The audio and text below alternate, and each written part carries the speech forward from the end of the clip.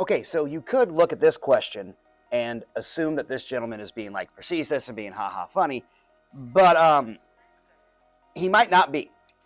And there's a couple different reasons for that, and it kind of has to deal with the way the United States has historically treated members of Native American tribes. So yesterday I talked about how the 13th Amendment was the amendment to the Constitution that ended slavery in the United States. Today we got to talk a little bit about the 14th and 15th Amendments to the Constitution.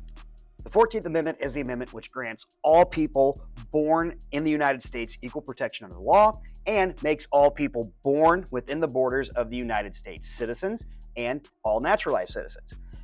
That excluded Native Americans. Native Americans were not considered to be citizens of the United States unless they went through a naturalization process. Under the Dawes Act, Native Americans who were then taxed were then considered to be citizens of the United States. Article 1 of the Constitution says Indians not taxed. So for a long time, that meant that Native Americans who were members of tribes were not citizens of the United States because they weren't paying taxes. And until they were enrolled in paying taxes through the Dawes Act and other acts, they were not considered citizens. Therefore, they were excluded under the 15th Amendment, which states that all men were allowed to vote.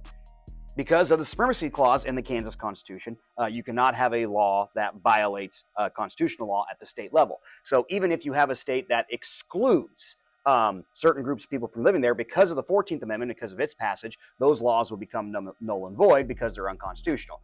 Like the Oregon constitutional law that said that freed African Americans could not live in Oregon. That was superseded by the 14th Amendment, therefore no longer enforceable. Native Americans are not going to be recognized as being U.S. citizens until 1924. That's when you have the Indian Citizenship Act passed by the United States.